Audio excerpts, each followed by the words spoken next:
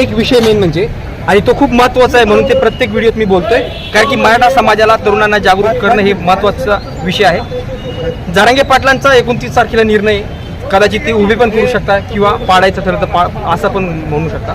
परंतु मराठवाड्यामध्ये आता अभियान राबवायला सुरुवात केलेली आहे. आतापर्यंत लोकसभेमध्ये ते जे डाव खेळले होते, अपक्ष उमेदवार देणं, असं करणं तसं करणं, आता खूप मोठा एक डाव खेळला जातोय. म्हणजे जे राज ठाकरे आतापर्यंत अत्यल्प उमेदवार द्यायचे, 1 जागा 2 जागा 3 जागा, ते आता मराठा कार्ड फिरवण्यासाठी 225 उमेदवार उभे करणारे.